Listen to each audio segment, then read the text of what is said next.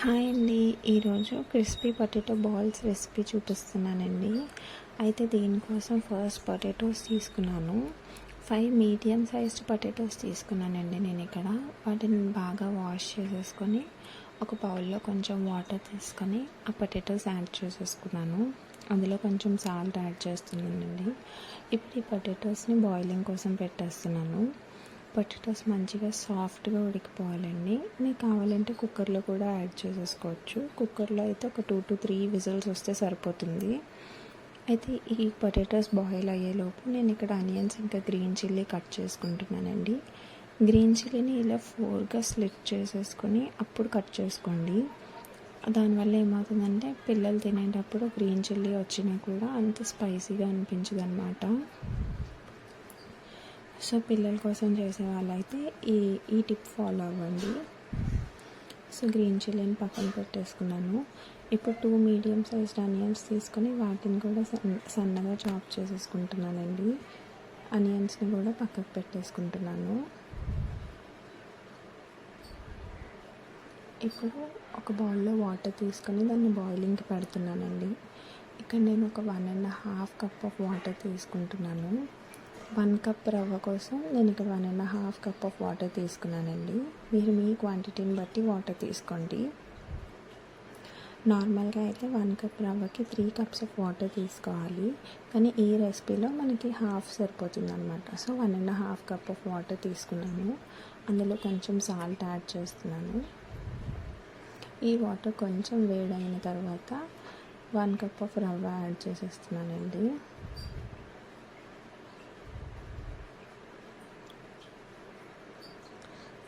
So 1 cup of రవ్వని స్లోగా add చేసేసుకుంటున్నాను. అస్సలు ఉండలు కట్టకుండా చూసుకోండి. రవ్వ చాలా ఫాస్ట్గా కుక్ అయిపోతుందండి. సో దగ్గరండి కుక్ చేసేసుకోండి. ఇది థిక్గా అయిపోవాలన్నమాట.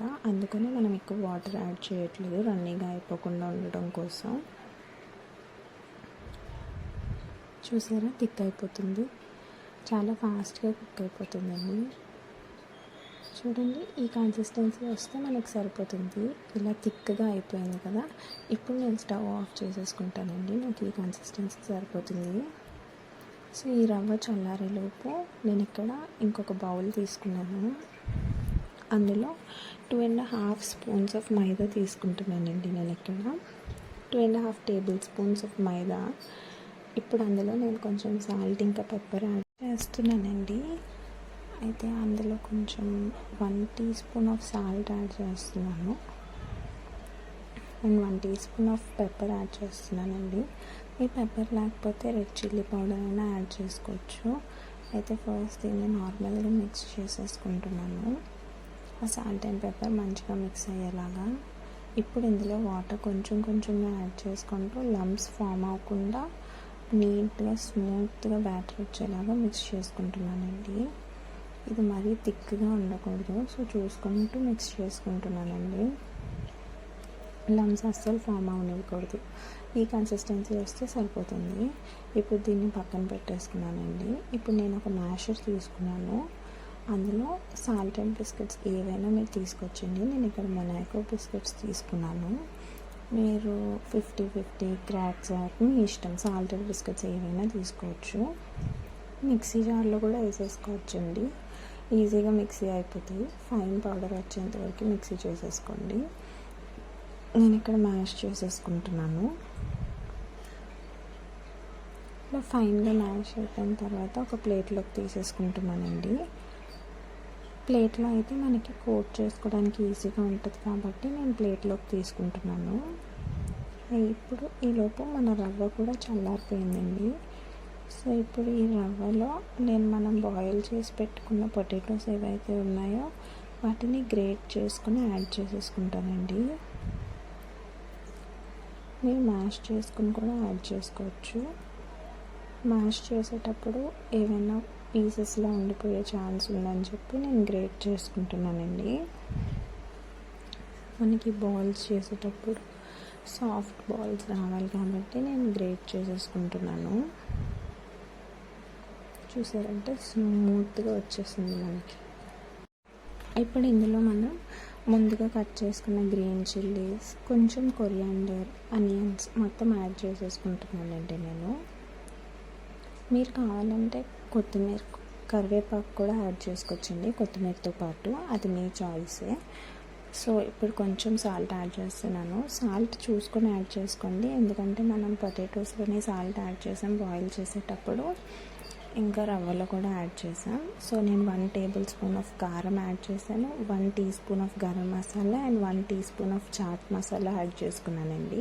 ఇప్పుడు దీన్ని మంచిగా మొత్తం రవ్వ, ఆనియన్స్ అన్నీ మిక్స్ అయ్యేలాగా మిక్స్ చేసేసుకోవాలి. మంచిగా మిక్స్ చేసేసుకున్న తర్వాత వీటిని నేను బాల్స్లా చేసేసుకుంటున్నానండి. చేతికి కొంచెం ఆయిల్ అప్లై చేసేసుకొని బాల్స్ లాగా చేసేసుకోవడమే. షేప్ మీ ఇష్టం అండి, నేను ఇక్కడ బాల్స్లా చేస్తున్నాను. మీరు కావాలంటే ప్యాటీస్ లాగా, స్టిక్స్ లాగా మీ ఇష్టం, ఏ షేప్ కావాలంటే ఆ షేప్లో చేసుకోవచ్చు అనమాట. నేను ఇక్కడ అన్ని బాల్స్ లాగానే తీసుకుంటున్నానండి. సో ఇప్పుడు డీప్ ఫ్రై కోసం ఆయిల్ పెట్టేసుకున్నాను. ఆయిల్ పెట్టేసుకొని అది హీట్ అయ్యేలోపు మన ఈ బాల్స్ ఏవైతే ఉన్నాయో వాటిని మనం ముందు మిక్స్ చేసుకున్న మైదా మిక్చర్ ఏదైతే ఉందో అందులో డిప్ చేసేసుకొని ఈ బిస్కెట్ పౌడర్లో రోల్ చేసేసుకోవాలన్నమాట. ఇలా కోట్ చేసేసుకొని ఒక్కొక్కటిగా అన్నీ పక్కన పెట్టేసుకోవాలి. చూసారా, ఈ విధంగా కోట్ చేసుకోవాలన్నమాట, మొత్తం కోట్ అయ్యేలాగా.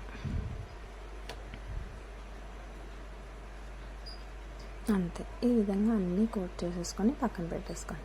ఈలోపు మన ఆయిల్ చక్కగా హీట్ అయిపోయి ఉంటుందండి. అందులో 1 బై 1 రాక్ చేసేసుకొని మీడియం టు లో ఫ్లేమ్లో అడ్జస్ట్ చేసుకుంటూ కుక్ చేసేసుకోవాలి. ఇవి గోల్డెన్ కలర్ వస్తే సరిపోతుందండి, గోల్డెన్ క్రిస్పీగా అయిపోతాయి. చూసారా, మనకు గోల్డెన్ కలర్ వచ్చేసాయండి.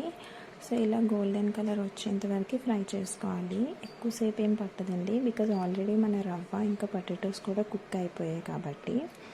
సో వీటిని ఇప్పుడు నేను పక్కకు తీసేసుకుంటున్నాను.